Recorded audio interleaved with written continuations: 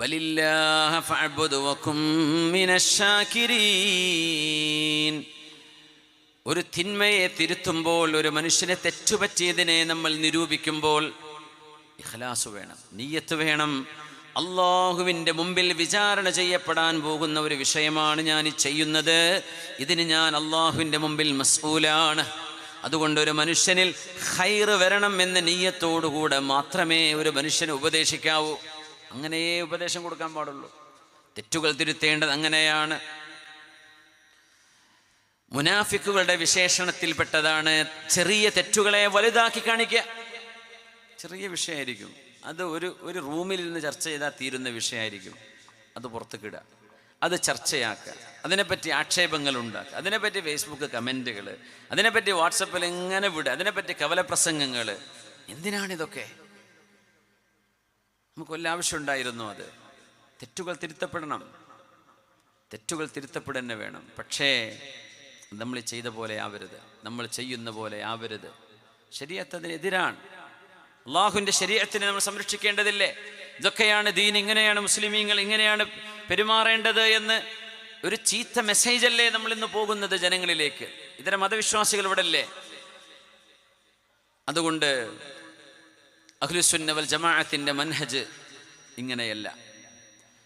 അഹ്ലുസുന്നയുടെ മൻഹജ് നാണം കെടുത്താതെ ചെവികളിൽ ചെന്ന് പറഞ്ഞു കൊടുക്കുന്ന ഉപദേശങ്ങളാണ്. മഹാനായ അഹ്മദ് ഇബ്നു ഹംബൽ റളിയല്ലാഹു അൻഹു, മുഅ്തസിം എന്ന് പറയുന്ന അന്നത്തെ ഭരണാധികാരി, ആൾ സയ്യിദായിരുന്നു, പക്ഷേ അത് ബിദ്അഈ ആശയക്കാരനാണ്.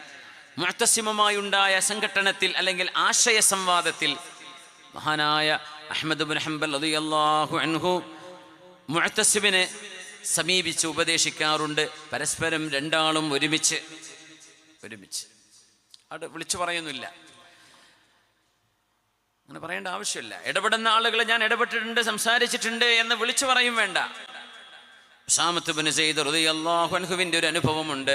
ഉസ്മാൻ ഇബ്നു അഫ്ഫാൻ റളിയല്ലാഹു അൻഹുവിൻ്റെ ഒരു വിഷയത്തിൽ, ഉസ്മാൻ ഇബ്നു അഫ്ഫാൻ റളിയല്ലാഹു അൻഹുവിൻ്റെ ഒരു മഹാനവറുകൾ മുജ്തഹിദാണ്.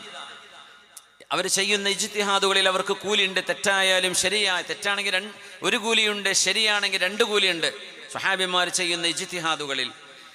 അപ്പോൾ ഉസാമ റളിയല്ലാഹു അൻഹുവിനോട് ചില ആളുകൾ വന്ന് പറഞ്ഞു, യാ ഉസാമ അലാ തുകല്ലിമു ഹാദാ, ഈ ആളോട് നിങ്ങൾ സംസാരിക്കണില്ലേ?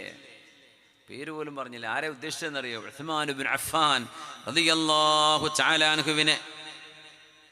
ഉസ്മാൻ ഇബ്നു അഫ്ഫാൻ റളിയല്ലാഹു അൻഹു ഇറാഖിലേക്ക് ചില ഗവർണർമാരെ നിയമിച്ചപ്പോൾ ഉസ്മാൻ റളിയല്ലാഹു അൻഹുവിൻ്റെ കുടുംബക്കാരിൽപ്പെട്ട ചില ആളുകൾക്ക് ഉസ്മാൻ എന്നവരെ സ്ഥാനം നൽകിയിരുന്നു. അതിന് ചില വിമർശനങ്ങളൊക്കെ അന്നുണ്ടായിട്ടുണ്ട്. ഉസ്മാൻ എന്നവരെ അവർ നന്മ ചെയ്യുമെന്ന് വിചാരിച്ചു കൊടുത്തതാണ്, പക്ഷെ അവർ അതുകൊണ്ട് പ്രശ്നം ഉണ്ടാക്കി. അതിൻ്റെ പേരിൽ ആളുകൾ പറഞ്ഞു, ഉസാമത്ത് ഇബ്നു സയ്യിദ് ഹിബ്ബു റസൂലില്ലാഹ്, അള്ളാഹുവിൻ്റെ റസൂലിൻ്റെ മെഹബൂബായ സ്വഹാബിയല്ലേ, ഉസ്മാൻ എന്നവരോട് നിങ്ങൾ എന്താണ് പോയി സംസാരിക്കാത്തത്?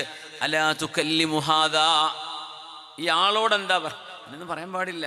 ഉസ്മാൻ ഇബ്നു അഫ്ഫാൻ എന്ന സ്വഹാബിയോട് നിങ്ങൾ എന്താണ് സംസാരിക്കാത്തത് എന്ന് പറയേണ്ടിടത്ത് ആളുകൾ എന്ത് പറഞ്ഞു? അലാ തുകല്ലിമു ഹാദാ, പേര് പോലും പറയില്ല. ഇയാള്, ഓന്, മറ്റേ ആള്, അങ്ങനെ പറയരുത്. അങ്ങനെയൊന്നും പറയേണ്ട ആവശ്യമില്ല. അങ്ങനെയൊന്നും ചെയ്യരുത്. ഉസ്മാൻ റളിയല്ലാഹു അൻഹു മഅ്ജൂറുൻ അല ഇജ്തിഹാദിഹി, അവർ ചെയ്ത ഇജ്തിഹാദിന് അല്ലാഹു ഉസ്മാൻ എന്നവർക്ക് കൂലി കൊടുത്തിട്ടുണ്ട്, കൂലി കൊടുക്കും. അലാ തൻസഹു. ഉസാമ തങ്ങൾ പറഞ്ഞ മറുപടി എന്താണെന്നറിയോ?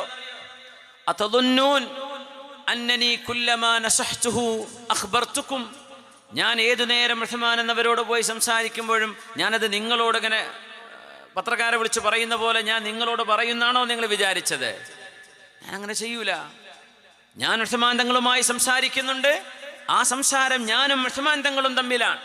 അത് നിങ്ങളിങ്ങനെ ചോദിക്കുന്നതിനനുസരിച്ച് നിങ്ങൾക്ക് വേണ്ടി തുള്ളാനല്ല ഞാൻ നിൽക്കുന്നത്. മഹാനായ സ്വഹാബിയുടെ മറുപടിയാണത്. ഉസാമത്ത് ഇബ്നു സയ്യിദ് റളിയല്ലാഹു അൻഹുവിൻ്റെ, ഞാൻ ഇടപെടുന്നുണ്ട്, പക്ഷെ അത് നിങ്ങളെ ബോധ്യപ്പെടുത്താനല്ല. ഞാനും ഉസ്മാൻ തങ്ങളും തമ്മിൽ സംസാരിച്ച് തീർത്തിട്ടുണ്ട് റളിയല്ലാഹു തആല അൻഹുമാ.